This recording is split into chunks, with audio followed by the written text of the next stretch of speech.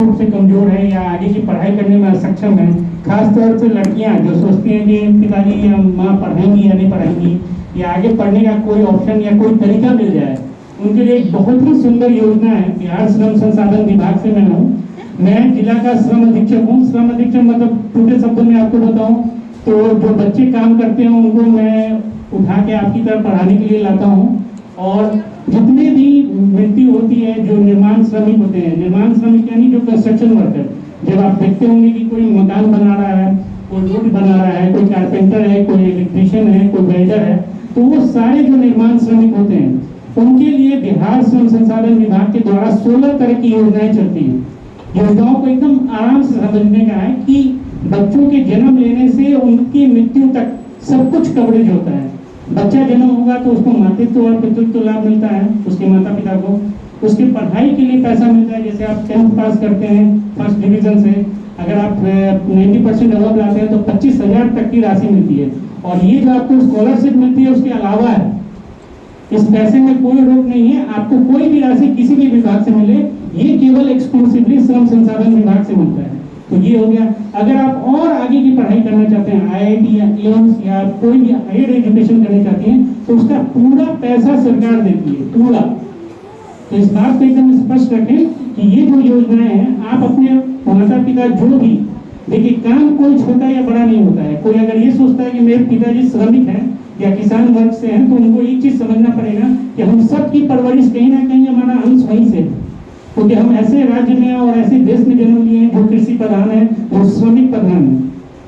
तो इस बात की प्रधानता रखते हुए ये जो जितनी भी योजनाएं मैं बता रहा हूँ, आपकी जब पढ़ाई होती है तो उसके लिए वित्तीय सहायता मिलती है। जब आप उम्र आपकी ज्यादा हो जाती है और आपकी विवाह होती है, तो कई लोगों का ये कहना है कि बेटियां बर्डन होती हैं, बोझ होती हैं, तो उसके लिए भी सरकार ने 50,000 रुपए की राशि देती है सरकार। और ये सारी राशि जो मैं बता रहा हूँ, ये अन्य विभाग जो आप सुनते होंगे कि वीडियो साहब कोई लाभ दे रहे हैं या कोई ब्लॉक से मिल रहा है, उन सारे लाभों से हटकर, तो आप भी इसका फोटो सबको मैं शेयर भी कर दूंगा, कुछ पॉम्पलेट लाए वो आप लोग को दे भी दूंगा।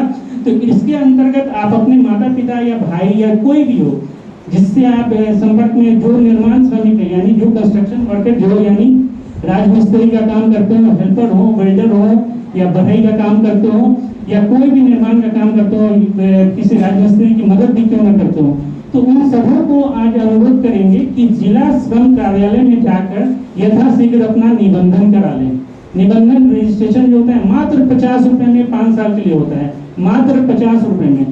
और 50 रुपए में आपको 4 लाख रुपए तक का ये जो एक्सीडेंटल डेथ होता है वो भी कवर होता है। कोई दुर्घटना मृत्यु उपरांत अगर किसी की हानि भी हो जाती है, जो आप लोग ये सोचते हैं कि अगर मान लीजिए किसी के घर में कोई कमाने वाला ही चला गया तो उसकी परवरिश कैसे होगी, तो सरकार उसके लिए भी सहायता देती है और 4 लाख रुपए तक की राशि देती है। ये सारी योजना मैं बता रहा हूँ, बस 50 रुपए की जो आपकी रजिस्ट्रेशन होती है उसके उपरांत। तो आज ही अपने घर पे जाके आप लोग सभी को, जो भी आपके आस पड़ोस के लोग हों, उसकी सूचना दे दें। और इस निबंधन के लिए मैडम आई हुई हैं, यही आपकी मैडम है जो लोकल मोतिहारी में रहती हैं, आप इनका संपर्क ले लीजिए और आप लोग एकदम फ्री इनसे कभी भी बात कर सकती हैं। आप इनसे संपर्क करके इस योजना के बारे में और कोई जानकारी चाहिए उसको ले सकती हैं। अपने घर पे जो भी योग्य हैं, जो आपके आस पड़ोस में लगते हो, जो गरीब हो, असहाय हो, उनको जरूर बताएं, क्योंकि आज आप एक मदद करेंगी तो आपके अंदर जो इंसानियत है वो जागेगी और आप भी ये समझ पाएंगे कि कल आप पढ़ाई करके जब आगे निकलते हैं, जब आप भी एक अच्छे पद पे जाते हैं, और तो आपको ये एहसास होगा कि आपको भी दूसरों के लिए करना चाहिए। और एक और जो मैंने शुरू में बताया था कि अपने आसपास जब भी आप बाल श्रम देखें, कोई भी बच्चा जो आपकी उम्र की लड़कियां हो या लड़का हो और आपको लगता हो कि उसके साथ न्याय नहीं हो रहा है और प्रताड़ित हो रहा है, तो 1098 1098 नंबर पे डायल करें और उसकी सूचना दें। 24 घंटे के अंदर कार्रवाई की जाती है और जो नियोजक होते हैं जो उस तरह के प्रताड़ित करते हैं उन पे कार्रवाई की जाती है, एफआईआर दर्ज होता है, जेल जाते हो। तो आप दो चीज मैं आपको गिफ्ट देता हूँ। एक ये जो मैंने स्कीम के बारे में बताया, योजना के बारे में बताया, उसको अपने घर पे प्रचारित एवं प्रसारित करें। अपने माता पिता जो भी इस श्रेणी में आते हैं उनको यथाशीघ्र निबंधन कराने के लिए श्रम कार्यालय में बोले।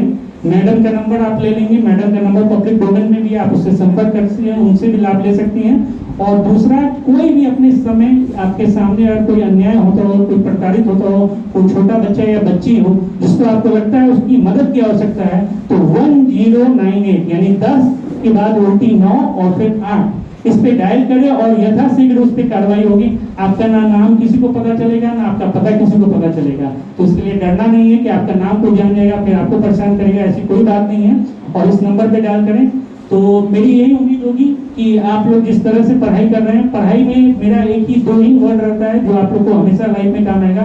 एक होता है सतत प्रयत्नशील रहें, जिसको कंसिस्टेंसी इंग्लिश में वर्ड करते हैं, और एक होते हैं परसेवरेंस, यानी दृढ़ता के साथ उसको काम करें। क्योंकि आपने सुना होगा कि रस्सी आवाज जाकर सिंपल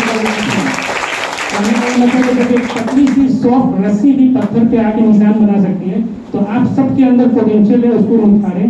आपको एक बहुत अच्छा अवसर मिला है कि इतने गुणी टीचर, इतने गुणी शिक्षक आपके आसपास हैं, जिनके वाणी से ही लगता है कि उनमें जो विज्ञानता है, जो विद्वता है, वो पूरी तरह प्रकाष्ठा पे है।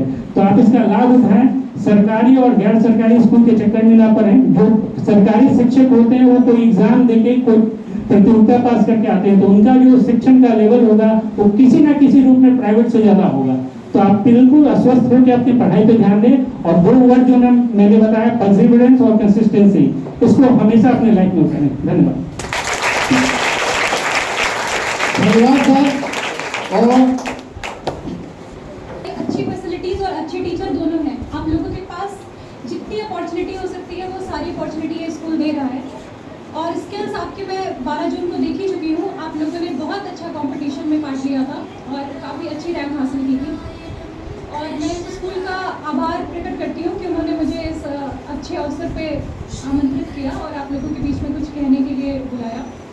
तो आप लोग बीमा गर्ल, आप सभी भी लड़कियां हैं, तो मेरी एक दरख्वास्त होगी आप लोगों से कि जो अपॉर्चुनिटी आप लोगों को मिल रही है यहाँ पे, इवन गवर्नमेंट स्कूल में होते हुए भी इतनी अच्छी फैसिलिटीज, जैसे कि अभी टीवी का इनॉग्रेशन हुआ और इतने अच्छे टीचर, इफेक्टिव टीचर्स मिल रहे हैं, तो इसको यूज़ कीजिए, यूटिलाइज कीजिए, जिससे आने वाले समय में, जैसे सर विशिष्ट अतिथि के रूप में इस स्कूल में आए हुए हैं, आप लोग भी किसी अतिथि के रूप में, विशिष्ट अतिथि के रूप में किसी अधिकारी परेशानियों की, मजबूरियों की, तो बहुत सारे लोगों का होता है कि उनकी कम उम्र में शादी कर दी जाती है। आप में से कई लोग होंगे जिनका 12th के बाद शादी हो जाएगा या कुछ हो जाएगा, प्लान करके रखा होगा। तो मजबूरियां जैसे कुछ नहीं होता है। मैरी कॉम के बारे में कितने लोगों ने सुना है? किसी ने सुना है? उनके फादर ने जब उनको ग्लव्स में और खुद में चूज करने के लिए बोला था तो उन्होंने ग्लव्स को चूज किया था, फादर को नहीं। ठीक है, तो अगर आपको किसी अच्छी चीज के लिए, अपने एम्बिशन के लिए फाइट करने के लिए किसी अपने के विरुद्ध भी जाना पड़े तो जाइए। ठीक है, बिल्कुल भी कोई परेशानी। और जिस एज में आप लोग हैं, बहुत सारे डिस्ट्रैक्शंस होते होंगे बहुत सारे लोगों को पढ़ाई करने में या किसी चीज में, उन सबको अवॉइड करते हुए आप लोग पढ़ाई करिए। आने वाले समय में अच्छे पद पे जाइए, पदाधिकारी बनिए, जिलाधिकारी बनिए जिले के, अगल बगल के जिलों के, और जाके आप लोग भी किसी मंच पे जाके ऐसे ही मोटिवेट करिए लोगों को। यही मेरा उद्देश्य है। ठीक है, धन्यवाद।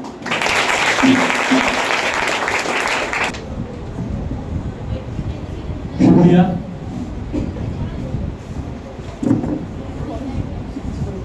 बाकी भाषाओं को मैंने महज किताबों में रखा है, बाकी भाषाओं को महज मैंने किताबों में रखा है, हिंदी को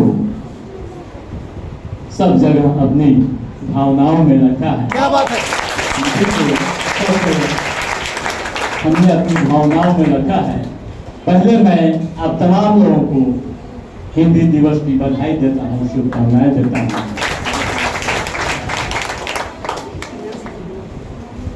मंचासीन पूर्वी चंपारण के श्रम अधीक्षक श्री सत्य प्रकाश सर, सदर की श्रम प्रवर्तन पदाधिकारी महतरमा ज्योति कुमारी जी, स्कूल के विद्वान प्राचार्य डॉक्टर नियाज अहमद साहब, इस कार्यक्रम के कर्ता धर्ता और एक मुकाम पर पहुंचाने वाले शिक्षक राजू झा साहब व विद्यालय के तमाम शिक्षक व कर्मचारी, आप सबको मेरा नमस्कार, सलाम, आदाब। आज हिंदी दिवस है।